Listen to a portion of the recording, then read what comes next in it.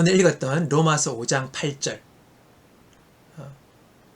이 말씀 하나님께서 우리를 향한 놀라운 사랑을 알려주고 있습니다. 우리가 아직 죄인 되었을 때에 그리스도께서 우리를 위하여 죽으심으로 하나님께서 우리에 대한 자기의 사랑을 확증하셨느니라. 하나님이 우리를 사랑하시는 그 시점이 우리가 죄인 되었을 때부터라는 것입니다.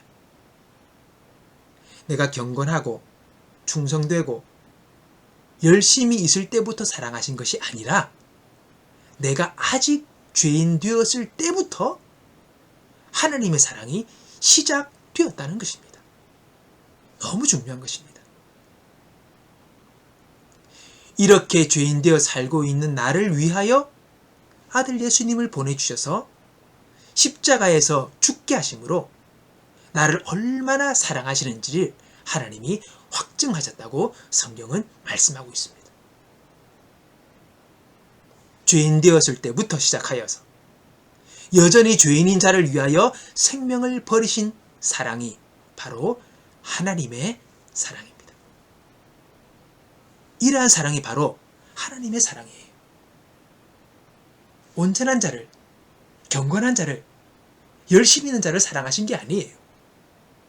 죄인 되었을 때, 그때부터 하나님의 사랑은 시작되었다는 것을 우리는 꼭 기억해야 합니다.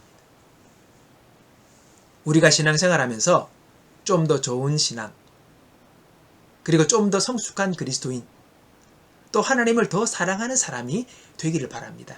은혜를 받은 사람들은 그런 마음의 갈망들을 가지잖아요. 그래서 열심을 냅니다. 내가 할 수 있는 최대한의 열심과 열정으로 주님을 사랑한다는 것을 보이고 싶어 합니다.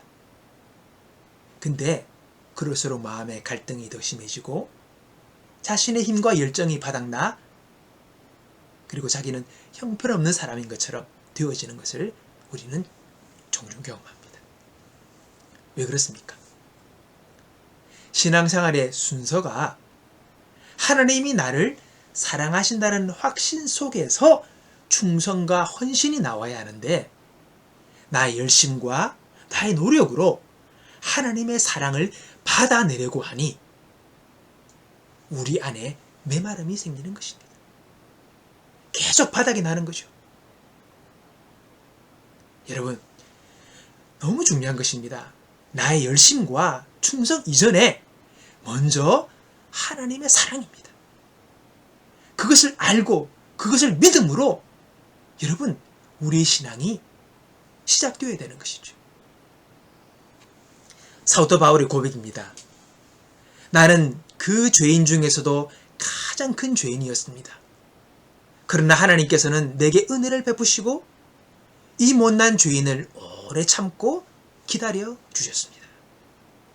여러분, 사도 바울은요, 죄인 중에 괴수인 자신을 사랑하시고 구원해 주신 하나님께 대한 감격이 있었어요.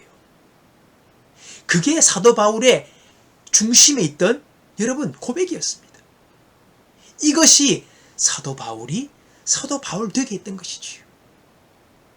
복음을 전파하는 그 험하고 어려운 모든 어려움과 시련들을 뚫고 나아가 사명을 끝까지 감당하게 했던 힘의 원천이 되었다는 것입니다. 여러분, 이 사실을 알고 믿었던 바울은 그 마음이 어떻겠습니까? 당연하죠. 그 안에는 자유가 있었습니다. 그 안에는 평안이 있었습니다. 그 안에는 확신이 있었습니다. 그 안에는 소망이 있었습니다. 그에게는 믿음이 넘쳐났습니다. 용기가 생긴 것이지요. 그 힘으로 그는 복음의 전도자로서의 사명을 그는 끝까지 다할 수 있었던 것입니다. 여러분, 하나님은요, 우리에게 먼저 주신 것 없이 달라고 하지 않으세요. 사도 바울에게는 많은 은혜를 주셨어요. 사도 바울도 고백합니다. 나는 큰 은혜를 받았도다. 그 은혜에 감사하여 나는 나의 삶을, 나의 생명을 그분께 드리노라. 그렇게 했던 것이지요.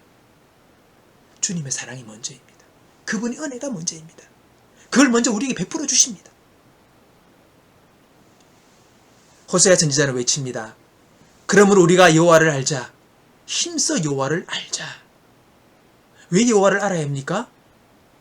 여호와께서는 겨우 한 이틀이나 길어야 사흘 안에 우리들을 다시 일으켜 세워 그분의 친절하심을 누리게 살게 하실 것이다. 하나님을 알고 그 사랑을 알게 될 때에, 믿게 될 때에 우리의 삶이 회복된다는 거예요. 우리가 일어서게 된다는 거예요. 우리가 변화되게 된다는 거예요. 우리가 바뀌는 거죠. 하나님 우리를 축복하신다는 것입니다. 그분을 알 때에, 그분을 알므로 말미암아 이런 모든 것들이 따라오게 되는 거예요. 충성과 헌신은 둘째예요. 여러분, 이 순서를 기억해야 합니다. 우리는요, 자꾸 내 입장에서 하나님의 사랑을 판단합니다. 여러분, 그렇지 않습니까? 바른 신앙은요, 하나님이 나를 어떻게 생각하시는지를 먼저 알고 믿는 거예요. 내가 어설프고 문제가 있다고 생각될 때에 하나님도 나를 싫어하시고 멀리 하실 거라고 우리는 생각합니다. 은연중에. 아니, 그렇지 않습니까, 여러분? 그런 거 많이 느끼지 않습니까? 경험하지 않습니까? 근데 그게 아니에요. 하나님의 사랑은요, 왔다 갔다 하지 않아요. 그 사랑은 변하지 않습니다. 나에게 큰 사랑을 부으시고 나로 하여금 기뻐 뛰게 했던 그 하나님의 사랑은요, 그때나 지금도 동일하게 우리 가운데 부어지고 있어요. 내가 어떠함으로 그분이 나를 멀리하시고 나를 싫어하실 것이라고 생각하는 것은 내 생각일 뿐입니다. 그가 친히 말씀하시기를 내가 과연 너희를 버리지 아니하고 과연 너희를 떠나지 아니하리라 하셨느니라. 하나님 버리지 않으세요. 하나님 떠나지 않으세요. 그분 싫어하지 않으세요. 그분은 변하지 않습니다.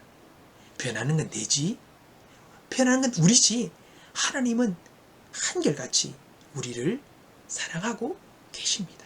지금도. 보십시오. 하늘아버지께서 우리에게 베푸신 사랑이 얼마나 지극합니까? 아버지께서는 우리를 당신의 자녀로 받아주셨습니다. 보십시오. 우리가 하늘에 계신 아버지의 자녀가 되었다는 이 사실을 사도 요한이 감격하며 여러분 고백하고 있는 것입니다. 하늘에 계신 아버지의 자녀가 되었대요. 우리가 그분의 사랑을 받고 있대요. 그 사랑은 변치 않는데요. 그 사랑은 영원하대요. 그 사랑의 은혜를 우리가 입었다는 것입니다. 왔다 갔다 하는 사랑이 아니에요. 나는 늘 너를 사랑하였다.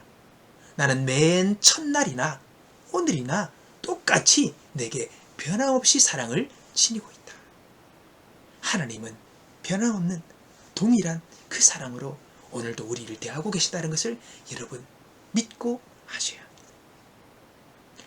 자신의 기준으로 생각하지 마세요. 하나님 사랑 그런 사랑 아니에요. 얄팍하지 않습니다. 하나님이 어떤 나를 어떻게 사랑하시는지 그 약속의 말씀을 믿고 그 사랑 안에서 평안을 누리는 저와 여러분이 되기 바랍니다.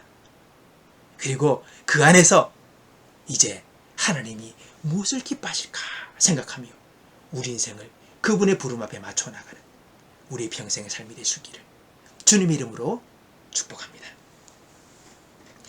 우리 함께 기도하겠습니다. 제가 올려드린 기도문을 함께 믿음으로 고백합시다. 사랑하는 아버지, 당신의 사랑은 완전하고 영원합니다. 당신은 날마다 말씀으로 나를 먹이시며 내 영을 세우시고 내 믿음을 강건케 하십니다.